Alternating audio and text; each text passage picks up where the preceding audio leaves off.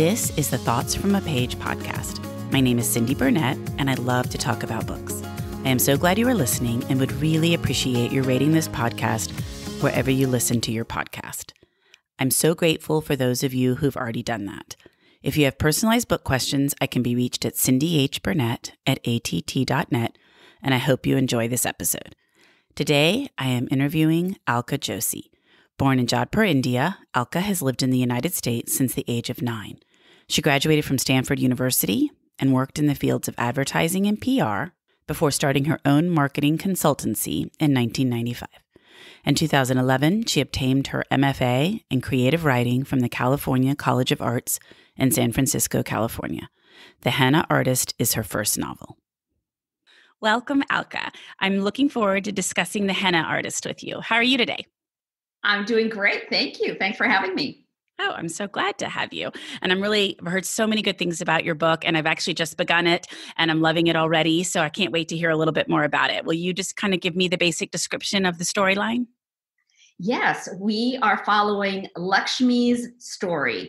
Lakshmi is a henna artist living in Jaipur. She is 30 years old. We know very little about her because she is so careful not to reveal things about herself. But as the story progresses, we realize that she had a husband whom she deserted many years ago in a small village. We also realize that she has a sister she didn't know existed who had been born after she left the village. And now suddenly her husband and that sister show up at her doorstep just when Lakshmi is completing the final touches on this house that she has built and living this independent life that she has built for herself. Suddenly those two show up to complicate matters for her. So what prompted you to write this book? I wrote the book for my mother. My mother had a very traditional arranged marriage in 1955, which is when the book is starting. And she never had the opportunity to determine her own destiny. So she had the arranged marriage. She had kids right away. By the time she's 22, she's got 3 small kids. She is moving many different cities because my father's engineering job kept moving him from place to place in Rajasthan. And then suddenly she's moving us all to the United States where Dad went to get a doctorate. And she is always this very obedient, traditional mother. But here is what she did that was really remarkable. She made sure that I, her only daughter, was going to get to live a very different life, a life where I made all the choices, where I determined whom I would marry, whether I would have children, how many I would have, what kind of career I would have. And so to thank her for raising me so differently and for raising me as a woman who could have the power to determine her own destiny, I wanted to thank her. And so I based The Henna Artist on her, reimagining a life for her where she got to live a life in fiction that she never got to live in real life. Oh my gosh, I just love that. That is just so wonderful. Was there a lot of pushback from your father? I mean, was he happy the way that she was raising you and allowing you to have those freedoms? I think my father was so busy working. You know, my dad's always been very self-motivated and he is a real go-getter. And so he was busy getting his doctorate and he was busy establishing a career for himself in the United States and always out on projects where, in different cities where he's doing geotechnical foundations and so on. And my mother was essentially raising us at home. I don't think he realized that we were all being raised in a very Western tradition. Until one day when my mother got a letter from her father in India, and she was cooking, and she said to me, "Honey, will you please read this letter for me?"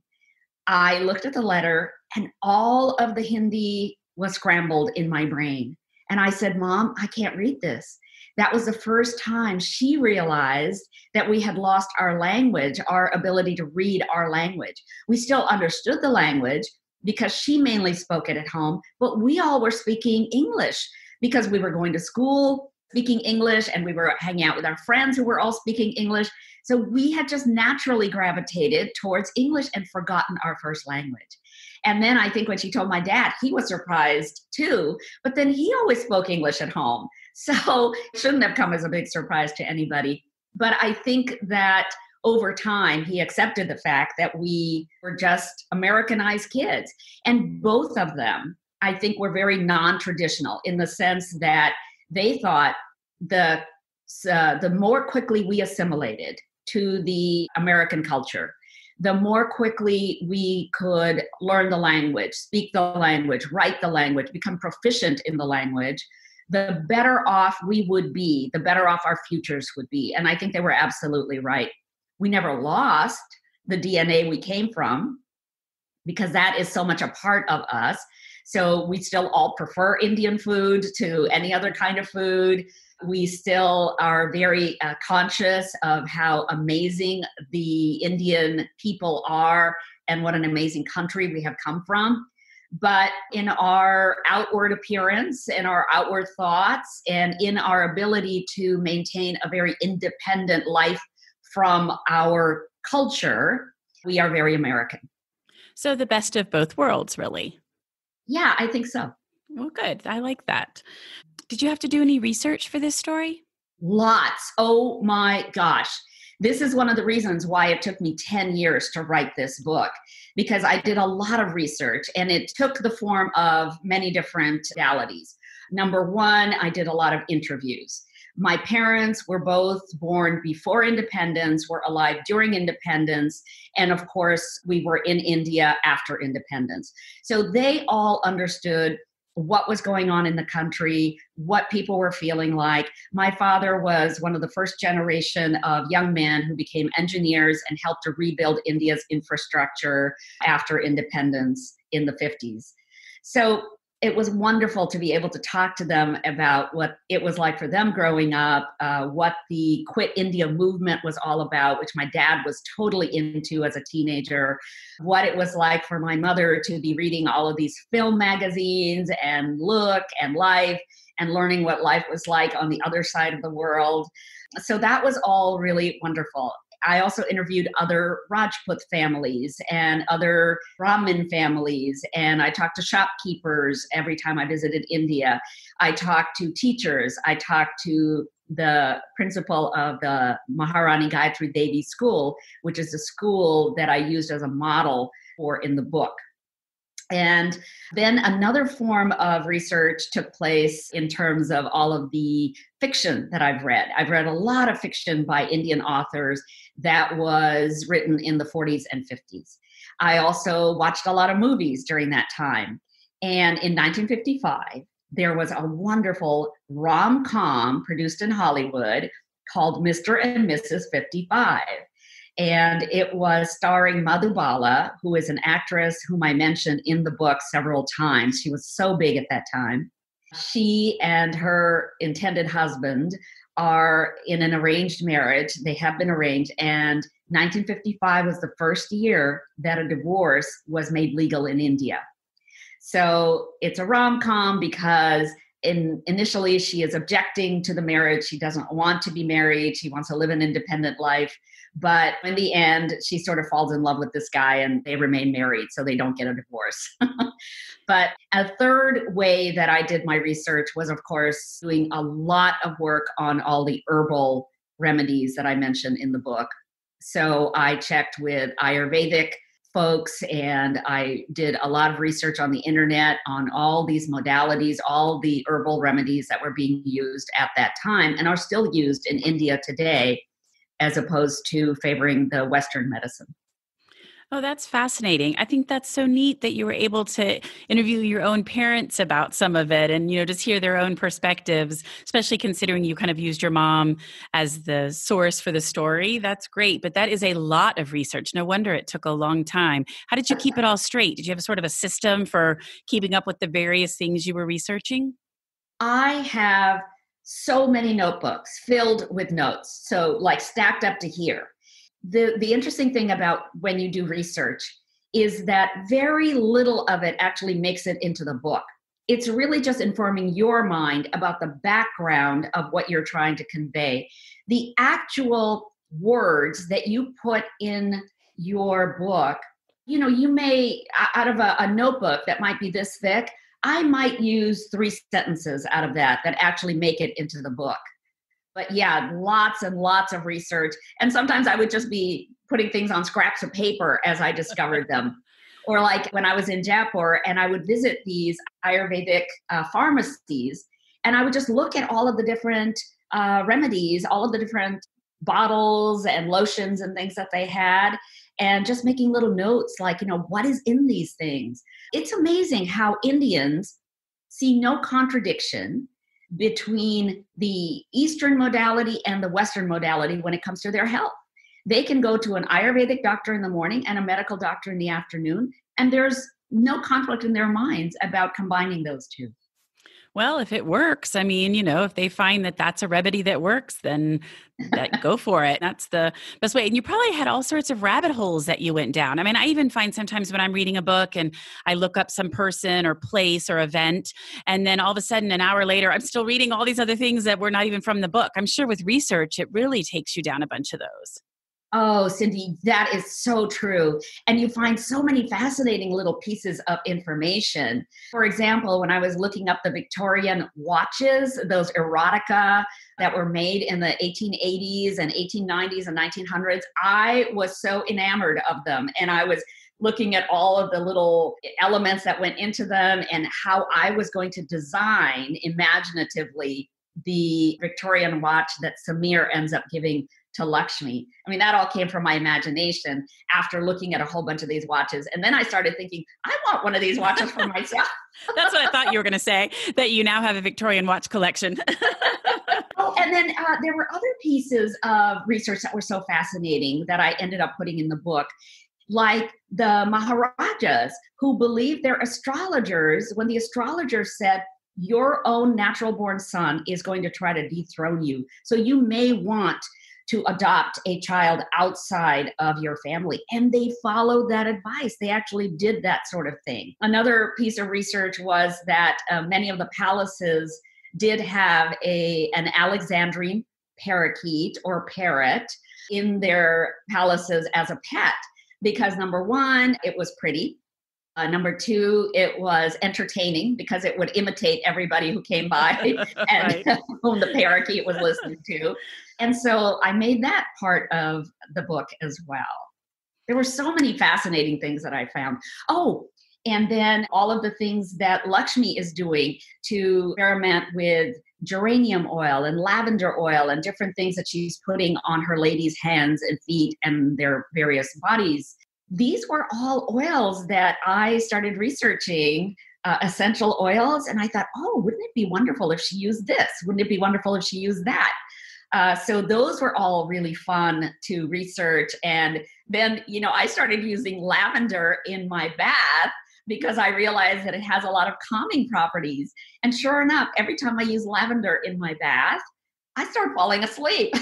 I'm like, I tell my husband, I go, honey, will you please check up on me in a half hour in case I have drowned in the tub? Yeah, you haven't sunk down into the, my middle daughter had trouble with sleep for years. And so we would get lavender spray for her pillow and sometimes the lavender in the bath or shower. And that helps a lot. It really does soothe you and calm you down. Yeah. And I think that as women, we really need a lot more of those kinds of herbal treatments to make us feel better. Like, I just think that women really respond to herbal remedies far more than they do to medicinal remedies. I don't know if it's because we have a superior sense of smell or feeling or touch or whatever, but I just think that maybe because we handle babies and children more, that perhaps we have more of a sensitivity to herbal concoctions than maybe men do. Well, and I think over time, people have realized with studies and things like that, that a lot of that really does help. And so, anything that helps is always worth trying. Yeah, absolutely. Well, the thing I am so excited to ask you about is the Reese Witherspoon thing. Every month, the first day of the month, I'm looking it up. What book has she picked this month? I think her picks are just fabulous. I almost always love them. A lot of times I've already read them. So tell me all about that, because I'm just dying to hear about it. Reese Witherspoon is an amazing woman who is using her influence for good. And one of the things that she focuses on are books that are female-centric, written by women. So she wants strong protagonists, and she also wants to be able to use that as a way to uplift women, which I think is a phenomenal thing for somebody to use their influence for. She's the only one who's actually doing that particular thing. And so when I got the call from the editor, it was in middle of March, and she said, by the way, Reese Witherspoon is going to pick your book for May. And I was completely over the moon. I had no idea how she learned of it. I don't know where the book landed in her hands. I don't know how it landed in her hands. But from then on, I had to keep quiet about Reese's pick until May 1st, because she's the only one who gets to reveal what the pick is. And so then for the next 6 months, I was helping the Hello Sunshine people put together the content that they have to do for their social media. And so this is something they ask all their authors to participate in, because authors will know exactly what is in the book and what could be used as further information for readers to be interested in the book. So I had such a ball. I was writing about how Indian saris are styled. I wrote about my mother's wedding jewelry and all kinds of different ways that the Jaipur jewelry artisans have developed jewelry over time, and why Jaipur is such a big place for jewelry in the world. I did a cooking video. I developed recipes that my mother had taught me. I put those down. I even had my older brother develop a cocktail for the Maharani, who likes to drink her gin and tonics. I saw that. I was actually on her site, just kind of looking at some of it before we were speaking, and I saw some of what you're describing. And I think that's one of both the female-centric with strong female characters is, I think, the number one reason that I really like her picks. But also, I like all the content she does with them and how fun it is. And she does all these creative things, like we'll pull a couple of the past authors together to give clues for the next book, things like that. I just think she's very creative, and it is wonderful that she is using her platform to promote literacy. Yeah. And one of the things they told me when the month of May was over, her social media manager said to me, now, this isn't the last time that we will be talking to you, because all throughout the year, when your paperback comes out, when your sequel comes out, when there is any kind of a screen adaptation that's been announced of your book, we will promote you. And so that's really cool too, is that our association does not end at the end of the month. We are in this wonderful coterie now of authors who are all writing about these very strong women. So I feel like I'm in a club now that is very empowering. You are. And it's a great club to be in. And I think that is neat that it's not just for the month of May, but that it continues on. And so you just mentioned a sequel. Will you tell me a little bit about what you're working on? Yes. What's remarkable is that while it took me 10 years to develop these characters very deeply and to write the scenes very convincingly, it only took me about 8 months or so to write the sequel, because now I know these characters so well. And one of the characters, Malik, was very clear in my head that he had a story he really wanted to tell me. So I set aside another project I was working on for creative writing. And I thought, okay, Malik, go ahead and tell me what you need to tell me. And his story came so easily. It was amazing. It has a lot of the same characters from the Henna Artist. It is titled The Royal Jewel Cinema and is going to be coming out in June of next year. I think right around the same time that my paperback for the Henna Artist comes out. And then while I was writing that, I got the idea for the third book, and that'll make a trilogy now. And then the third book, we have Radha's story. So the young girl who is 13 and the Henna Artist is now a grown woman of 30, and she has her own family, and somebody is looking for her. And I bet if you've read the Henna Artist, you'll know who is going to come looking for his birth mother. Oh, well, that's fabulous. So not only you have one sequel, but two. And I love trilogies. I mean, that's a great number. It just seems like it's very fun to read in 3. And there's a lot of them that are very popular. And that's nice that you have it all planned out. And I think it's perfect when the paperback comes out around the time of the next book, because you can just kind of do all of that together with the publishing and promoting. Yeah. Oh, it's really fun. And I have such a great team at Mira, which is a division of HarperCollins and Harlequin. They are phenomenal at doing the publicity, doing the sales and marketing. I think they designed a beautiful cover. That was for going to the be my Henna next question, actually, was about the cover. So yes, in a second, you can You tell know, me about that. Cindy, I thought that as somebody who has been in marketing and advertising her whole life, I thought I would get to design the cover. I thought, oh, well, this is so nice. Of course, they're going to let me determine what the cover is going to be. And they said, oh, no, Alka, no. We have a team of people who do covers, and they know how to design covers for every book that we put out. So I said, oh, okay.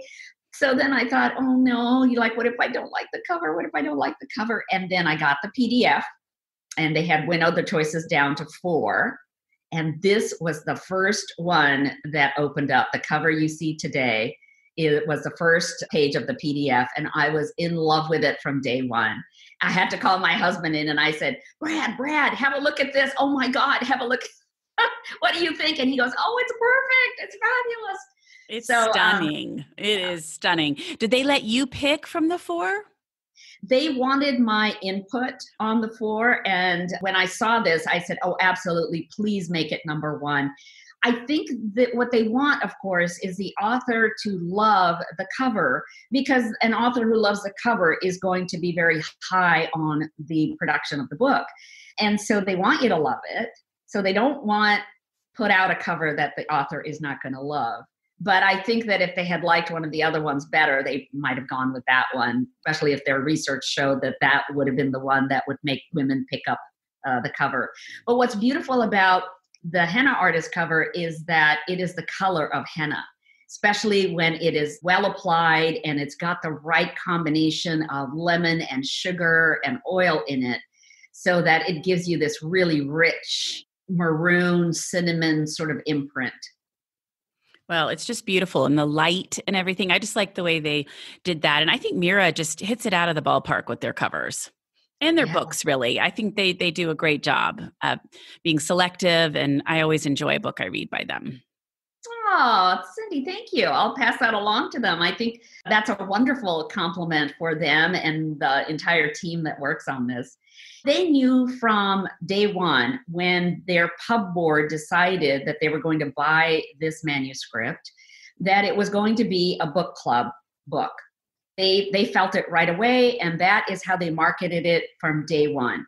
They said, this is the kind of book that women can really discuss, because there are so many different female characters in the book. There are so many different issues being discussed in the book. And while it is a creative story and it is fiction, it addresses many serious subjects. It addresses the subject of women's destiny and who gets to make the choices in a woman's life. It addresses contraception. It addresses adoption. It addresses also the fidelity and infidelity. And so these are all serious issues that all women have to deal with, make choices about. And I just think that it's wonderful that women are finding, not only on the surface level, the joy of reading a story that is entertaining, but also on a deeper level, the joy of reading a story about women who are conquering all kinds of obstacles set in front of them. No, I agree completely. Those are my favorite types of stories. So, and I think that those stories really do resonate with women. And then you also hit the New York Times on your debut. How exciting was that? Well, the New York Times, and then that was followed by USA Today and the LA Times and Toronto Star and Globe and Mail. Every day I would open up my email and there would be another note from the publisher saying, okay, now we've made the indie bestseller list. We made the Amazon summer picks. And so all of that came as, I think, a real surprise to me. And I don't know that any of that would have happened without Reese Witherspoon's endorsement. I mean, I just kudos to her, and I have so much gratitude in my heart for her for having put the book at the forefront of everybody's minds. Because think about this, Cindy. My book was released on March 3rd. March 3rd. The pandemic had just started. Every single book event that I was supposed to be a part of, every conference, every trip that the publisher had planned for me got canceled. And all of a sudden, I thought, I have spent 10 years working on this book, and I am not going to get a chance to talk to any readers.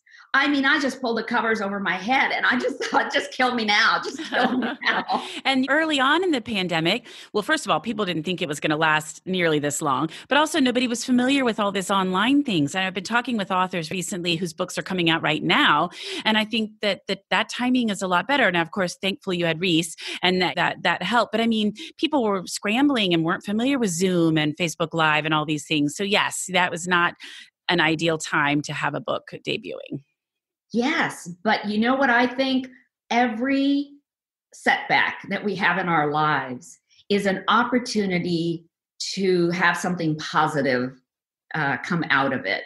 And so for me, what's happened is that because I can't go out and meet readers, Zoom has been a terrific way for me to be able to be in touch with readers.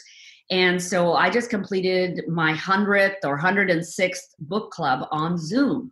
Wow. And yeah, because I put the word out there. I said, listen, you guys, if you have a book club and you want me to come join the discussion about the Henna Artist, I'm not going anywhere. So I'm here. I will discuss it with you.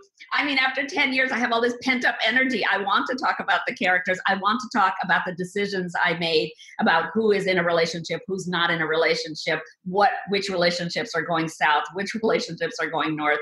So I wanted to be able to discuss with people. And now I just feel so relieved that I can talk to thousands of people, not just in the US, but around the world. This has been a huge surprise to me.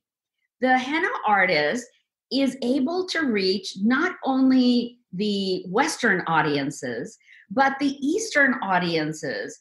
Those people in Azerbaijan, in Pakistan, in India, in Saudi Arabia, those people are loving the Henna Artist too.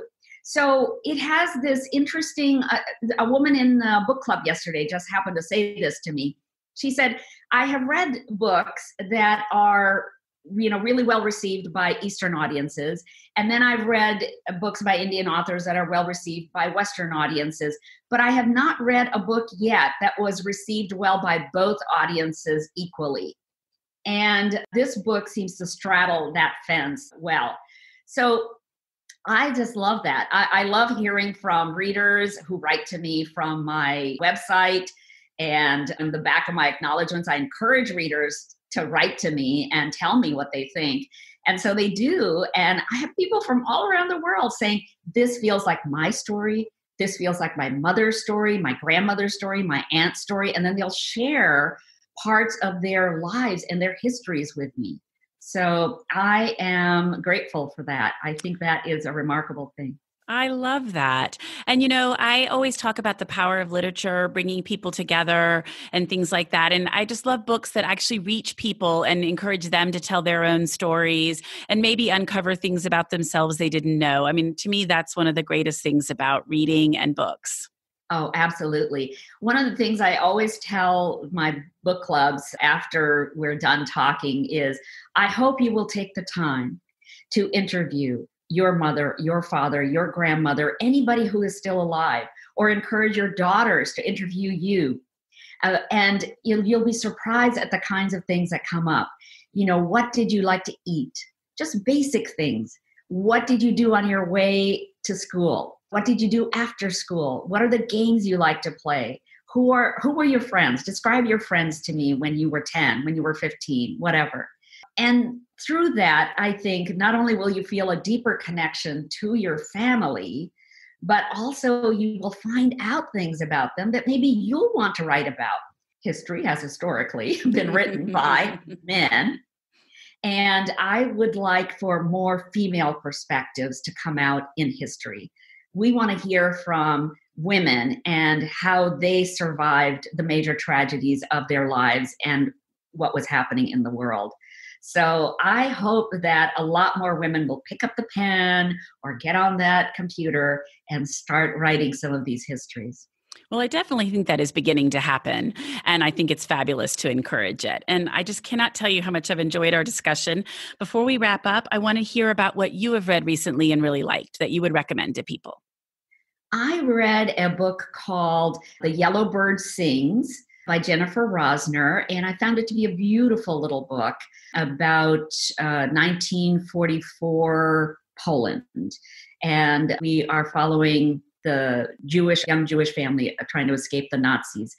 And then I read another book called Pachinko by Min Jin Lee about the South Koreans and how they ended up in Japan and sort of their trajectory through 4 generations, which I just found so compelling. So I love reading about other time periods. I love reading about other places. And I love to get lost in other worlds. I feel that that is the cheapest way to travel. And especially right now, the only way to travel. So especially right now, yeah. And I'm so happy that people are able to travel through books at a time when they cannot physically travel.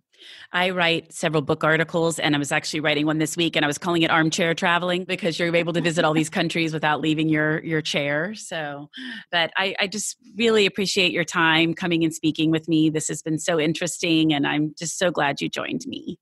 For me too, Cindy. Thank you so much for this opportunity to talk about the Henna Artist and my writing process. It's been a delight, and I hope to continue it for the rest of my life. Well, it sounds like you will be because you've got several coming up. So that's great. And thanks again. All right. Thank you so much for listening to my podcast. If you like this episode, and I hope you did, please follow me on Instagram at Thoughts From a Page. Tell all of your friends about the podcast and rate it wherever you listen to your podcast. I would really appreciate it. Alka's book can be purchased at Murder by the Book, where I work part-time, and the link is in the show notes. Thanks as always to KP Regan for the sound editing, and I hope to see you next time.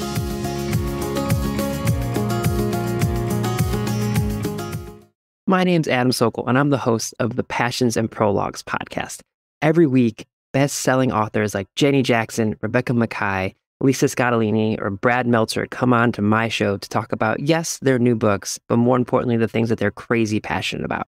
We've talked about the Muppets, powerlifting, traveling, gardening, home improvement, and so much more. We dig into why these things are their passions, how they inspire their writing, and where they came to fall in love with these random assorted things.